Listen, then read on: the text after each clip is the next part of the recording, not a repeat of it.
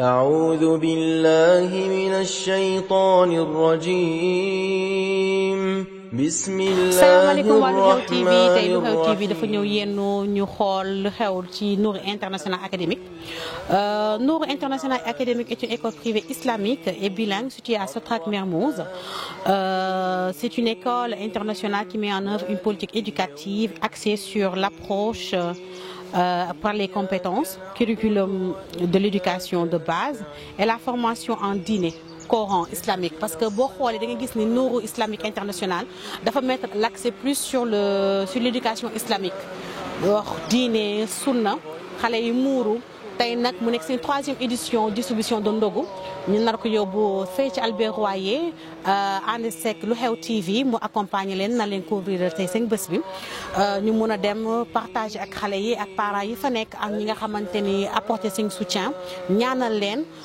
Dinañ ko def tamit ci pépinière yi dugg ci kër yi nga xamante ne nag sa ndox jotul ginnaaw donc on vient tout juste de démarrer aujourd'hui c'est la 3e édition et voilà donc dañuy dugg ci biir xool gars yi nu ñuy préparer ndogu bi nu ñuy defaree sandwich bi nu ñuy saucer mburu yi ak nu ñuy defee café yi et tout après bu ñu paree ñu ànd ak waa Nour International Académique ak ñun waa Lu Xew TV ñu mën a dem ba Albert Royer xool lu fa xew ak nu ñuy distribuer ndogu bi ba ci kanam. أعوذ بالله من الشيطان الرجيم بسم الله الرحمن الرحيم والشمس وضحاها والقمر إذا تلاها والنهار إذا جلاها والليل إذا يغشاها والسماء وما بناها والأرض وما طحاها ونفس وما سواها فألهمها فجورها وتقواها قد أفلح من زكاها وقد خاب من دساها كذبت ثمود بتقواها إذ انبعث أشقاها فقال لهم رسول الله ناقة الله وسقياها فكذبوه فعقروها فدمدم عليهم ربهم بذنبهم فسواها ولا يخاف عقباها. Salam alaikum, bonjour, c'est les téléspectateurs de Lu Xew TV. Aujourd'hui, Lu Xew TV est venu rencontrer pour xool lu xew ci Nour Académie Internationale. Je suis en compagnie de Aïssatou et de Khadija. muy ñaari élèves yoo xamante ni ñu ñu ràññee la ci fii ci Nour International Académique donc kenn ki nekk tout simplement présidente de l'académie kenn ki na mu nekk secrétaire am donc on va juste lui poser quelques questions pour savoir en tant que présidente tey naka la gisee initiative bi nga xamante ne mooy 3e édition partage ndogu bi ñuy def moom en tant que présidente naka la ko gisee et voilà. Salaamaaleykum. Asalaamaaleykum. Je m'appelle Aïssatou Koumba. da nga may wax noo tudd comment tu t'appelles ñaata at nga am depuis quand tu es dans l'école et puis voilà. Je m'appelle Aïssatou Koumba Correa. Je suis en classe de CM2, âgée de 11 ans. Et je suis dans l'école depuis 7 ans. Depuis 7 ans. D'accord. Lan mooy sa rôle fii ci Nour Académie. Je suis présidente du gouvernement scolaire de Nour International Académie. Tu es présidente du gouvernement scolaire de Nour Académie. Quel est ton rôle? Mon rôle, c'est d'aider les élèves à se sentir bien, d'aimer l'école et leur faire comprendre certaines choses, leur donner envie d'éduquer, d'apprendre. Oui. Tey noo gisee li ñuy def tey muy partage ndogu lan nga ci jàngat vu que tu es là depuis 7 ans et que tey c'est votre 3e édition qu'est-ce que cela vous fait lan la la apporté. Ça me rend heureuse parce que ça nous permet de voir ce que d'autres gens subissent, de les aider, de montrer aux élèves comment se conduire, qu'il faut toujours être gentil dans la vie et d'aider ceux qui en ont besoin. D'accord tey jii boo doon woo parents d'élèves yi woo say mbokk élèves qu'est-ce que tu vas leur dire? Je vais leur dire d'être toujours solidaire, d'aider les autres, car tout le temps il y a quelqu'un qui a besoin d'aide, qui n'a pas forcément les mêmes moyens que nous. Donc nous devons toujours les aider en priant sur Allah et qu'il les aide en retour. D'accord. Apparemment, Tang Neng, tu es de la nationalité américaine, c'est ça? Oui. D'accord. Américaine, vous jouez aux États-Unis, nous sommes au Sénégal, nous Académie internationale. Donc, juste pour une fois de plus, pour vous prouver que nous, Académie internationale est une école bilingue, de anglais, français, anglais et arabe, et qui met plus l'accent sur la partie islamique. Nous sommes secrétaire, Madame la secrétaire. Bonjour. Je me nomme Hadija Tonongo Diallo, élève en classe de CM2. Je suis secrétaire d'État à l'école de Nour International Academy. Secrétaire d'État à l'école Nour International Academy. Quel est ton rôle en tant que secrétaire d'État? Proclamer les résultats de certaines activités. Permettre aux parents de savoir ce qui se passe à l'intérieur et à l'extérieur de l'école avec leurs enfants et de ne pas les inquiéter. Et surtout pour faire connaître l'école partout où on va, en espérant que les parents aiment beaucoup l'école et que leurs enfants y restent longtemps. D'accord. Tey initiative bu ñu jël mi nga xamante ni mooy distribution de ndogu mu nekk 3e édition. Qu'est-ce que cela vous fait? Ça nous fait voir ce qui se passe à l'extérieur du monde et comment les gens vivent. Ça dit aussi qu'on a beaucoup de chance d'avoir des parents qui ont les moyens et qui ont une maison et à manger. C'est pour ça que nous avons organisé cela et surtout pour prier pour ceux qui sont malades et pour qu'ils guérissent bien, Inch'Allah. D'accord. Maintenant, quel est votre dernier mot? Quel est le message que tu lances aux parents et aux élèves? J'espère que les parents et que les élèves ne se désinscriront jamais de l'école, car c'est une école où on peut apprendre l'islam, l'anglais, le français et tous les cours. Et aussi, on y fait aussi des activités comme la distribution de ndogu, sciences faire ou bien les Jeux olympiques. Et ça, c'est important pour la vie d'un enfant. Donc lu xew TV tey lii lañ la indiloon ak suñu ñaari éléments yi suñu présidente ak suñu secrétaire ñu waaxu dem ci biir xool lu fa am après balaa ñu yegg ci hôpital ba yeggal ak distribution de ndogu merci. Tey nag waa li xew TV dañoo ñëw Nour International Academy mu nekk benn école bilingue internationale ñu gis lu rafet maanaam yéen li ngeen def xale yi ngi ciy bokk di participer chose qui est vraiment important parce que nekkul ay histoire rek wax kase da cee boole ak pratique donc lan moo indi initiative bi lan moo indi idée bi lan moo ko indi. En fait merci d'abord pour question bi effectivement vous êtes ici à Nour International Academy c'est une école bilingue islamique et quand on dit islam on dit salam on dit la paix et dans la paix aussi il faut mu am entraide ak soutien donc yàlla dogal na nous avons des élèves yoo xam ne peut-être am nañ ay waajur yoo xam ne mën nañ ñu jàppale mën nañ jàppale ñeneen donc ñooy boole seen doole ñuy defar ay ndogu des fois ay saaku ceeb dem seeti daara yi donc activité bi nga fekk ni tey dañu nekk di waajal dem Albert Royer lu waral Albert Royer parce que tu sais xam nga ne Albert Royer y a beaucoup d'accompagnants yoo xamante ne heure ndogu bi xëy na du ñu am foo xam ne fa la ñuy ndogo donc ñun on fait 300 kits ndogu yoo xamante ne dañ koy yóbbu Albert Royer pour les accompagnants éventuellement aussi pour les malades parce que on a remarqué qu'il y a beaucoup de malades yoo xamante ne ces régions yi la ñuy jógee ñëw fii di faju ji donc mu ngi noonu ñu ànd ak xale yi là aujourd'hui ñaari classes yi fi ne mooy le CM1 et le CM2 ñoom lañu àndal tey pour dem Albert Royer demain wala après-demain on sera à Philippe Senghor avec d'autres classes le matin comme tey ce matin on a été à Wakam et Mermoz jël yóbbul ñaari daara yoo xamante ne yóbbul ay saako ceeb y avait de l'huile suukar meew et tout donc semaine prochaine inchallah on sera dañuy dem pouponnière bi nekk Thiès foofu aussi dañuy yóbbu du lait pour les bébés ay couches et tout quoi donc activité boobu noonu lay demee pendant tout le mois de Ramadan. d'accord mais sànq dama gis ni yaa ngi doon encadré xale yi man sax dama yaakaaroon ni professeur arabe nga mais quand on m'a dit que professeur français nga dama tiit donc ce qui veut dire que on voit du tout dans Nour Academy parce que affaire bi daal mélange la solidaire la en fait curriculum bu baax moo fi nekk au fait. parce que à Nour International Academy wanaan la c'est une école bilingue islamique xale yi ils parlent l'anglais dañuy jàng anglais depuis préscolaire dañuy jàng anglais donc bu ñu ko màggalee dañuy l'anglais moom dañ koy maîtriser les profs d'anglais sont là dañuy def Coran aussi dañuy def Coran gis ngeen saa ñuy jàng Coran maa ngi woon si biir effectivement parce que aussi noonu la ñuy liggéey dañuy accompagner oustaz bi ñëwaguloo man mën naa assurer intérim bi te yow mi nga xam ne boo ko fi doo ko seetlu parce que tellement xale dañ lay jox respect yi dañ lay considérer comme seen maître bi ngay bi leen di jàng donc loolu la mais effectivement je suis titulaire de la classe de CM2 te maa ngi lay wax ne daaw incha allah daaw on avait 100% ren aussi ñu ngi ñaan yàlla amaat 100% waaw oui non non. initiative bi naka la ñëwee.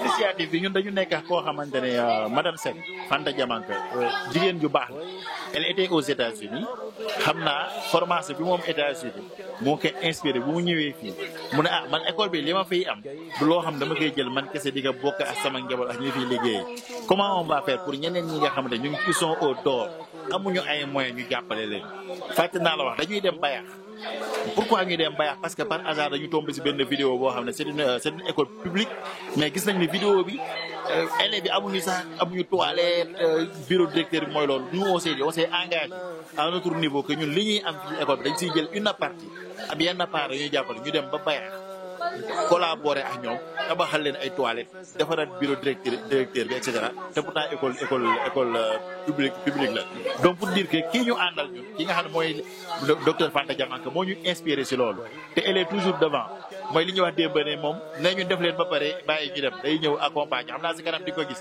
elle est là di yéegi di teg bu ñu ne la kii moom école bi sax doo ko këpp donc mu ngi noonu donc vraiment idée bi foofu la jógee si moom que vraiment dafa war a solidaire envers les familles démunies pendant le Ramadan et même en dehors du Ramadan lépp lu mën dañ koy jàppale ñi nga xamante ne ay néew gi doole lañ si jox leen lu ñu yokkale comme ni ñuy def ni jox leen xëy na lu ñu ndogoo am na ñoo xam dañ leen di yóbbu ay saako ceeb pour ay quelque temps mais aussi day nekk continuité tey suñu demoon kër goo xamante ne gis nañ ñii ay famille yu faible famille amuñu doole mais gis nañ fa xale bu góor boo xam ne dëgër na man de liggéey même bu dee gardien sax dinañ ko poste gardien bi jox ko muy fayeeku par fin de mois di jëmale njabootam.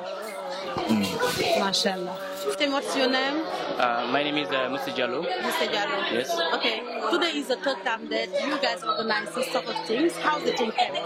How's the thing going? Yeah, exactly. This is I would say the third time that we're doing this kind of activity. We have to read okay?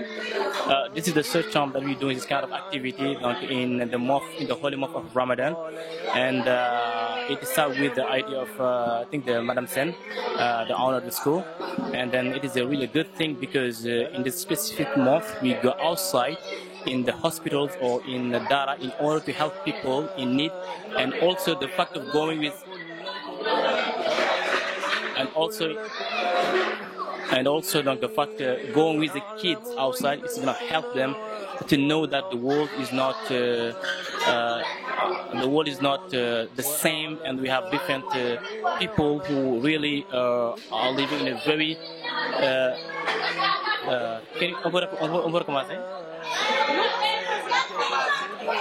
Okay, so are we going in specific places, like I said, in the hospital or in the Dara, because in these places we really need to help those people who are in need, and also in the month of Ramadan doing this kind of activity is really benefit, and it's really benefit, and the kids go outside to see it and to see the world outside, and everything is not everything like is not the same. You can live in a good condition, and you have to know that it's not everyone who is living in a good condition, and the fact they know that it's gonna help them to understand that and to be humble. Like the world is really. C'est bon? Yes. Yes, we want to show them that, as I said, the world is not only lived by rich people. We have sometimes people I'm not going to say poor people, but people who are really living in such condition that really they need help. And also the fact they go to the data and they see how people are living out there, maybe it's going to help them to understand that life is really, sometimes it can be hard, right?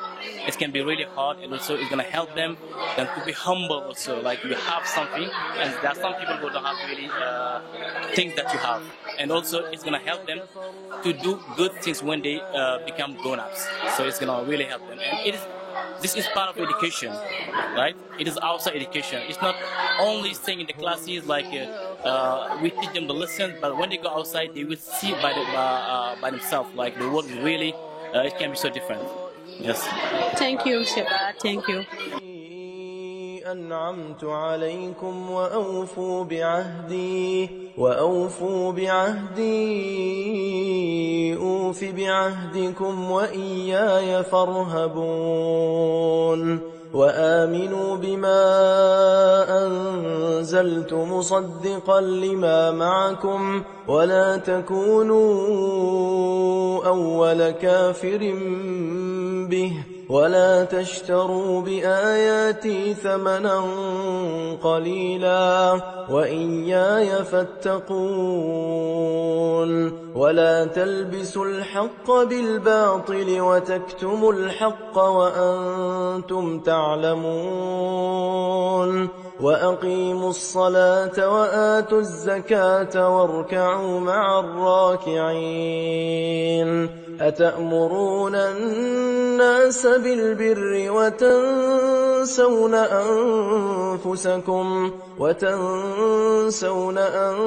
أنفسكم وأنتم تتلون الكتاب أفلا تعقلون واستعينوا بالصبر والصلاة وإنها لكبيرة إلا على الخاشعين الذين يظنون أنهم ملاقو ربهم وأنهم إليه راجعون يا بني إسرائيل اذكروا نعمتي التي أنعمت عليكم وأني فضلتكم على العالمين. Donc on fait tout ici au niveau de l'hôpital d'enfants Albert Royer. Donc des enfants diabétiques. Oui, il y a des enfants diabétiques. Oui, il y en a. Votre plus jeune patient, il a diabétique. Diabétique, je saurais vous dire, mais entre un mois hein, peut-être. Donc attention au sucre. Ouais, attention au sucre. Donc il y a des diabétiques ici. Il y a des cardiopathes aussi ici. C'est quoi un cardiopathe? Cardiopathe, c'est un enfant qui a un problème de cœur. Ouais. C'est un enfant qui a un problème de cœur. Il y en a ici. Décideur. Il y en a ici. Donc il y a tout ici. Donc on reçoit des enfants, c'est un centre hospitalier public, c'est un établissement public. Donc on est ouvert 24 heures sur 24. Oui. Sida, ça fait quoi dans le corps? Moi je ne suis pas médecin. Je ne veux pas dire des choses que je ne maîtrise pas. Je ne suis pas médecin. Je suis gestionnaire en fait. S'il y a les médecins vont vous expliquer parce que c'est un peu sensible en fait. Voilà. Donc, autre question? Nous sommes question rapidement. Oui. Ah, on a dit que c'est seulement les enfants, les grands sont là ou pas? Donc ici c'est l'hôpital d'enfants. C'est uniquement pour les enfants. C'est réservé aux enfants âgés de 0 jusqu'à 15 ans. Pour les grands, c'est de l'autre côté. Parce que l'hôpital FAD est regroupé. Dans l'hôpital FAD, il y a d'autres hôpitaux. Donc ici, c'est un hôpital ici d'enfants. Donc c'est le centre hospitalier universitaire d'enfants Albert Royer où on ne reçoit que les enfants. Maintenant, moi ce que je dis, on doit dire Alhamdulillah parce qu'on est sain et sauf. Par exemple, si un enfant qui a 1 mois, qui n'a rien fait, qui est pur, qui n'a aucun péché, peut être malade. Donc tout le monde peut être malade. On est là vraiment pour remercier Allah pour prier pour les patients, mais aussi pour demander des prières. Donc on ne prend pas de photos à l'intérieur. Soyez corrects, soyez respectueux. Et je pense que c'est une opportunité aussi pour être reconnaissant envers Allah et envers vos parents aussi. Donc voilà ce que je voulais dire avant de partir. S'il y a quelqu'un d'autre qui veut lancer un message aux enfants, comment il s'appelle? Aminata? C'est Aminata, la secrétaire. Elle est à l'hôpital. Ok. Ouais. Oui, Mustapha. Il faut demander au médecin. Ok. Le Xew TV est là en présence de elle est la présidente, c'est ça, du gouvernement scolaire de l'école. Aujourd'hui, on est là à Albert Royer pour faire le partage du ndogu, quelque chose que dont tu m'as parlé tout à l'heure. Et j'aimerais bien savoir actuellement là où on est, qu'est-ce que tu ressens exactement? Je ressens toujours de la joie, mais le message qu'on aimerait transmettre, c'est demander aux jeunes de beaucoup aider les gens, d'avoir de l'empathie et d'aider les gens, d'aider ceux qui en ont besoin et d'être toujours reconnaissant envers Allah et prier pour les malades. Machallah, machallah. Oui. La présentation de l'école. Nous, on est une école islamique et bilingue, mais sénégalaise d'abord, parce que nous enseignons le programme sénégalais. Mais en plus du programme sénégalais, nous faisons l'anglais, qui est une langue incontournable. Mais aussi, il y a le volet islamique, parce que nous pensons que pour le musulman, il n'y a pas un choix entre din et dunya. Donc c'est important d'acquérir des connaissances pour être un intellectuel, mais c'est aussi important aussi d'avoir une bonne base religieuse, parce qu'en fait c'est le din qui dicte nos comportements et tout ce qu'on doit faire. Donc ce sont ces trois piliers qui caractérisent un peu notre école. Parce qu'on a vu que ça c'est votre 3e édition, exactement. Qu'est-ce qui vous a poussé à créer cela? Quelle est la base en fait? D'abord, l'idée m'est venue une fois j'étais à l'hôpital. J'ai rendu visite à une cousine et en sortant de l'hôpital, une dame m'a interpellée. Elle m'a dit qu'elle venait de Louga, qu'elle ne connaissait personne là. Est-ce que je pouvais l'aider à acheter à manger? Et quand elle m'a approchée, je me suis vite rendu compte qu'elle n'était pas seule, qu'il y avait beaucoup d'accompagnants qui étaient dans de telles situations. Donc ça, c'est avant même qu'on ouvre l'école. Donc avec l'école, quand on a commencé le programme Ramadan, comme je dis tout le temps, nous en tant qu'adultes, ou moi en tant que directrice, je pouvais faire un programme sans impliquer les enfants. Mais je pense qu'ils sont jeunes et alhamdulillah, ils sont privilégiés. Donc c'est une opportunité aussi pour les exposer à l'autre réalité de la vie et qu'ils seront les futurs de demain. Qui sait, peut-être on a le futur président du Sénégal parmi ces jeunes et nous espérons inculquer ces valeurs de compassion, de patience, de reconnaissance aussi, parce que comme j'ai dit, nous n'avons rien fait pour qu'on ne soit pas à la place de ces malades. Donc c'est pour cette raison que nous avons inscrit ça dans notre programme annuel de Ramadan. D'accord. On a remarqué durant que vous étiez en train de préparer, tout le monde était là. Il y avait les professeurs, il y avait les maîtres, il y avait les maîtresses, il y avait d'autres personnes et même les enfants étaient dedans. Tout le monde participait. Qu'est-ce que vous essayez d'inculquer vraiment aux élèves au fait? Parce que c'est quelque chose de très joli, de très beau, de très rare que personnellement j'ai jamais vu. C'est pour une première et c'est quelque chose qui m'a touché vraiment et je tenais à vous poser cette question. question? Moi, je suis une fervente croyante de l'approche participative. Par exemple, si vous pouvez avoir une idée ou un concept, mais si les gens ne se l'approprient pas, ce concept ne peut pas réussir. Moi, à toute seule, je ne peux pas faire 500 sandwichs. Et je pense qu'impliquer les enfants, ils ne peuvent pas cuisiner, mais le simple fait qu'ils participent, toute l'équipe, et aussi au-delà de cet aspect participatif qui permet aux gens de s'approprier du concept, il y a aussi l'idée, pour que les gens s'approprient du concept, il y a aussi l'idée de Hassanat, parce qu'on est des musulmans, parce qu'on dit nul n'est musulman tant que ce que tu ne veux pas pour toi-même, c'est ce que tu dois vouloir pour tous les autres musulmans. Donc, moi, j'aimerais que chaque personne ait des Hassanat autant que moi. Donc, c'est pour ces deux aspects, le volet Hassanat, mais aussi le volet participatif, qui fait qu'on insiste pour que toute l'équipe puisse participer à cette activité. Une toute dernière question avant qu'on aille faire le dispatching, partager le ndogu. J'ai vu que vous, Nour International Academic, vous avez une base solide et que vous donnez des cours en anglais, en français et en arabe. Mais ce que j'ai plus remarqué, c'est que l'islam, l'arabe, le dîner est plus visible que les autres. C'est dû à quoi exactement?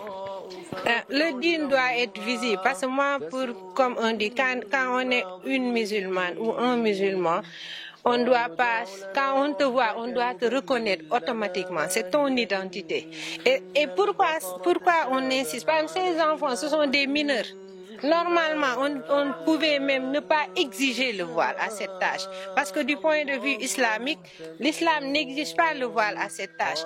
Mais parmi ces élèves, il y a des Américains, des Français. Nous avons 17 nationalités. Mais nous voulons que nos élèves soient fiers d'être musulmans. Parce que nous sommes dans un monde très islamophobe. Moi, quand j'étais aux États-Unis, les gens disaient toujours « I'm a Muslim but ». C'est-à-dire que l'islam est associé au terrorisme, à la violence. Donc les gens ne veulent même pas être musulmans. C'est pour dire I'm a Muslim, je suis musulman, mais attends, non, je suis sénégalais, je ne suis pas un terroriste, c'est pas ce type d'islam. Donc en fait, c'est très tôt pour montrer à ces enfants que il faut être fier du voile, il faut être fier de son identité. On peut être à Harvard, on peut être à Oxford, mais on est musulman et on est fier de ce que l'on est. Donc c'est surtout dans cette perspective aussi d'inculquer à ces enfants cette identité islamique très tôt pour qu'ils sachent qu'il n'y a pas de choix. Je suis musulman, je suis fière, je peux être ingénieur, je peux être astronaute, je peux être tout ce que je veux. Donc c'est surtout pour ces raisons que nous mettons cette identité islamique en avant. Merci. منها لما يشقق فيخرج منه الماء وإن منها لما يهبط من خشية الله وما الله بغافل عما تعملون أفتطمعون أن يؤمنوا لكم وقد كان فريق منهم يسمعون كلام الله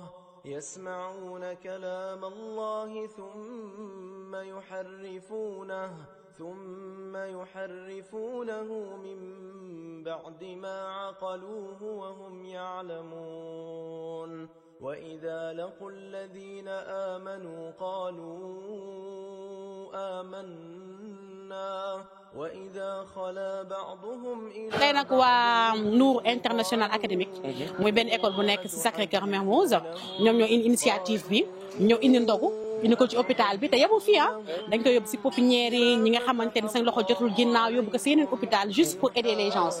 waaw léegi nag dañ doon bëgg laaj laka gisee initiative bi. En tout cas c'est une très bonne initiative machallah parce que bu fekkee école bi c'est au niveau international franco-arabe la xale yi jàng boole ci en même temps xam seen diine et au-delà de xam seen diine defar lii nii ce mois de charité là machallah li mënuñu lu rafetlu ko quoi.